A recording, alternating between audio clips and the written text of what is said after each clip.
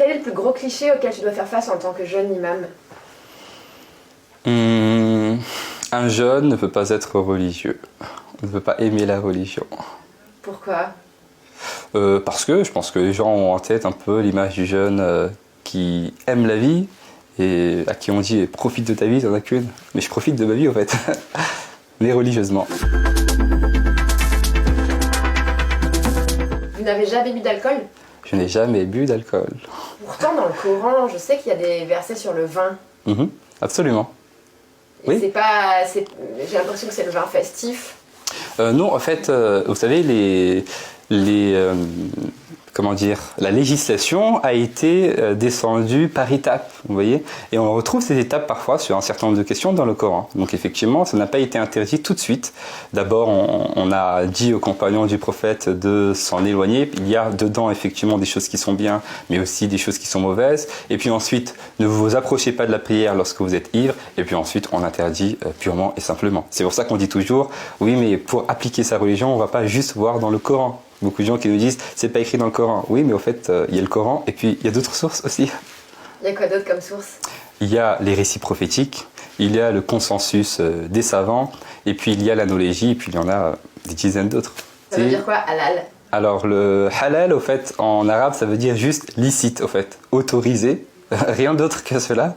Quand on parle de viande halal, on parle au fait de la viande qui est donc licite pour le musulman et pour la musulmane, au fait qui a été sacrifiée selon un rite particulier. Religieusement, on a 5 jugements, et donc une chose, tout ce que je fais dans ma vie, au fait, dans ma journée, a forcément un de ces 5 statuts-là, religieusement.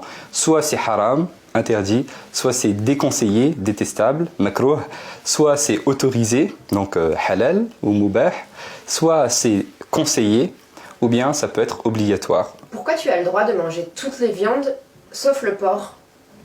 J'ai le droit de manger toutes les viandes parce que c'est une générosité de mon Seigneur. Et puis il y a le porc qui est interdit et puis d'autres interdits alimentaires, un petit peu, il n'y en a pas beaucoup, un tout petit peu. Très simplement parce que le musulman et la musulmane, ils font le choix de se conformer à ce que Dieu leur demande. Et parmi toutes les choses qu'ils nous demandent, qui sont des épreuves dans ce monde, il y a des obligations et puis il y a des interdictions. Parmi ces interdictions, il y a le fait de s'abstenir de faire un certain nombre de choses, dont le fait de manger du porc. Pourquoi spécifiquement du porc et pas du bœuf ou du poulet? C'est le choix de Dieu, très simplement. Et il est celui qui connaît le mieux sa création, parce qu'il est le créateur. Et donc, il sait ce qui est bon pour nous et ce qui n'est pas bon pour nous. Pourquoi faut-il enlever ses chaussures avant d'entrer dans une mosquée? Parce qu'aujourd'hui dans les mosquées il y a un tapis et que si on marche avec nos chaussures sur le tapis on l'abîme et aussi on risque de mettre des impuretés en fait à l'endroit où on prie et la prière n'est pas valide si je porte sur moi une impureté et que je sais que j'ai sur moi une impureté ou que je suis sur une impureté. Donc on évite cela. Vous avez le droit d'aller sur Tinder? C'est pas sain du coup. Mais c'est pas interdit. Mais au fait, l'objectif peut déterminer au fait le jugement de la chose. Donc l'objectif là, c'est de rencontrer des personnes en dehors du cadre de mariage. Donc effectivement, c'est pas une chose qui est autorisée. Par contre, rencontrer une personne pour faire connaissance dans le cadre, dans l'objectif de se marier, là effectivement oui, ce serait autorisé. Est-ce que tu as des amis non croyants? J'ai des amis non croyants. Alors maintenant mon activité du coup me prend pas mal de temps et du coup forcément on est un peu moins en lien, mais j'ai des connaissances non croyantes bien sûr. Et ça donne lieu à des débats? Oui forcément, d'autant plus aujourd'hui avec les débats qui courent dans les médias, oui ça donne lieu à des débats effectivement. Oui. Comme quoi? Comme pourquoi est-ce que vous faites toujours une différence entre les hommes et les femmes? Pourquoi est-ce que vous ne mangez pas de porc? À quoi ça sert le ramadan? Des questions un petit peu basiques et puis parfois des questions qui sont un peu plus poussées et qui demandent de la réflexion. Genre pourquoi tu crois en Dieu en fait? Comment on devient imam?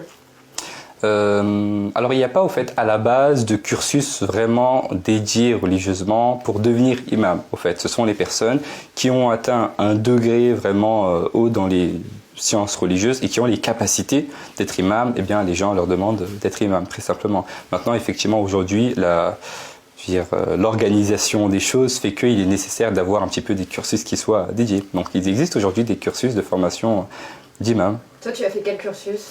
Moi, j'ai suivi un cursus de formation donc pour les imams au Maroc que j'ai complété avec des cours un peu traditionnels. C'est l'équivalent d'un bac plus quoi, plus 5? Oui, absolument, bac plus 5. Comment un imam gagne sa vie? Alors, il n'y a pas de schéma au fait uniforme comment un imam gagne sa vie. Dans beaucoup de mosquées, au fait, ce sont les dons des fidèles, effectivement, qui contribuent à un petit peu rétribuer l'imam. Et puis parfois, il y a des mosquées qui ont un peu plus de moyens parce qu'elles ont des relations avec l'extérieur, très simplement. Et si tu devais me donner une fourchette de salaire? Dire 1000, généralement 1500, jusque je sais pas, 3000, mais vraiment, je dis ça à la louche comme ça. C'est quoi le plus dur aujourd'hui dans la vie d'un imam? La considération qu'ont les gens, au fait, et l'image qu'ont les gens un petit peu du rôle.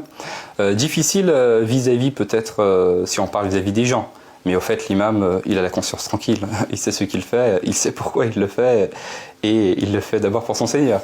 Mais effectivement, le regard parfois des personnes, les dires des uns et des autres, ne rendent pas au fait la tâche facile tous les jours.